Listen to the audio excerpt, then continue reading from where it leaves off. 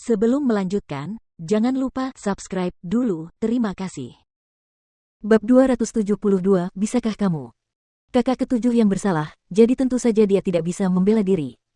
Lagi pula, Seng Xiao telah memperingatkannya sebelumnya, dan dia hanya menepati janjinya. Jadi, tidak peduli seberapa keras dia menangis, tidak akan ada seorang pun yang mengasihaninya. Lebih parahnya lagi, dia telah membuat Mama Seng marah. Minghui, aku selalu memperlakukanmu dengan penuh kasih sayang dan perhatian. Tapi kenapa kau terus-menerus membuat masalah bagi Qi dan Seng Xiao? Aku tidak pernah menyangka kau akan begitu kejam dan membiarkan orang lain merusak reputasi Qi. Apa gunanya ini untukmu?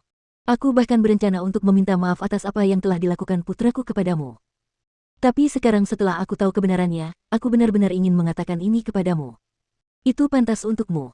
Ayah, jangan bilang aku jahat. Sebagai orang yang lebih tua, aku telah merawatnya dengan sangat baik. Tapi, aku tidak menyangka dia akan melakukan hal seperti itu kepada putraku dan menantu perempuanku. Bahkan jika ayahmu ada di sini, kau tidak punya alasan untuk memihaknya. Baiklah. Bukankah apa yang mereka lakukan terhadap satu sama lain sama saja?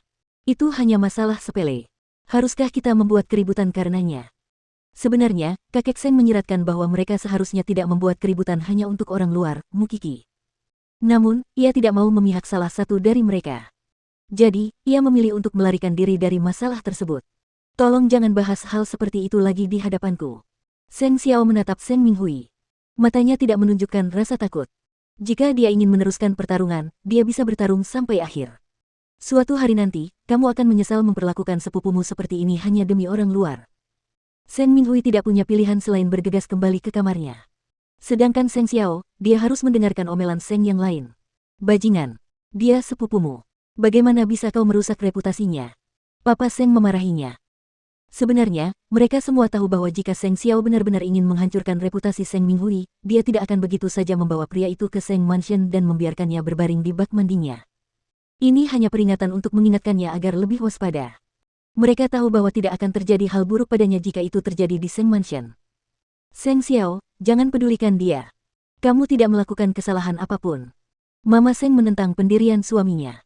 Seng Xiao mengangkat bahu acuh tak acuh dan memberi isyarat pada Mukiki. Ayo pulang, Kier. Dan sebelum mereka meninggalkan Seng Mansion, Seng Xiao mengedipkan mata pada Seng Minglan, memberitahunya bahwa semuanya sudah siap. Walaupun mereka telah bertengkar dengan kakak ketujuh malam ini, jauh di dalam hati mereka yakin bahwa kakek Seng adalah orang yang ingin menyingkirkan Mukiki. Dalam perjalanan pulang, Mukiki menatap Seng Xiao dengan tenang. Seng Xiao memperhatikannya dan bertanya, mengapa kamu menatapku?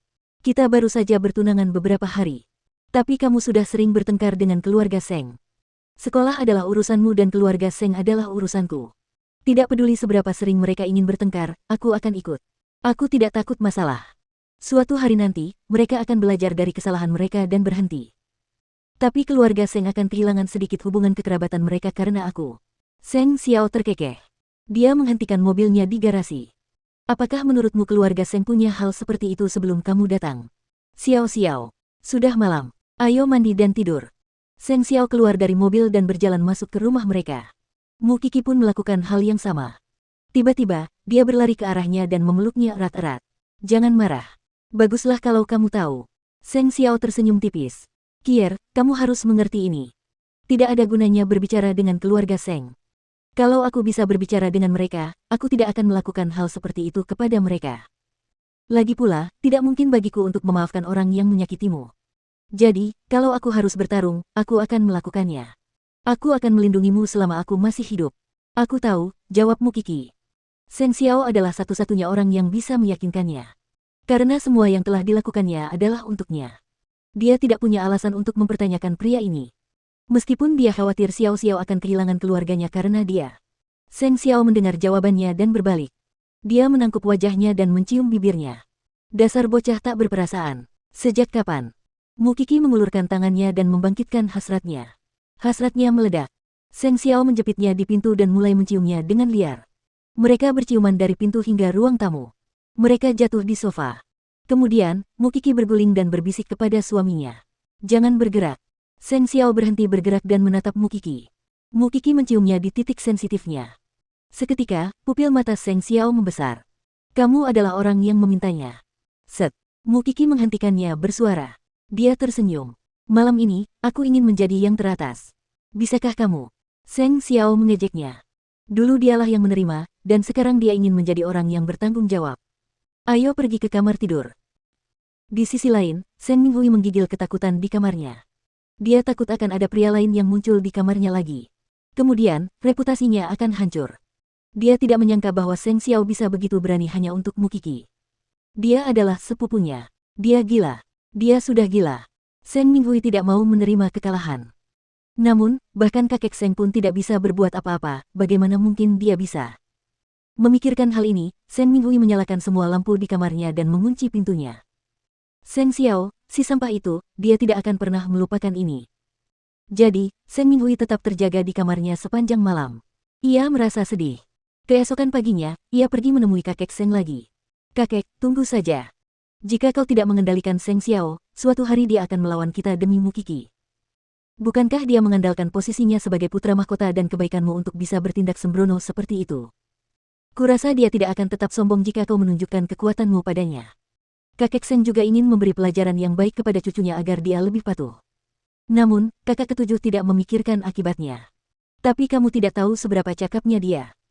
Tahukah kamu berapa banyak kontrak bisnis yang bisa dia dapatkan hanya dalam satu hari?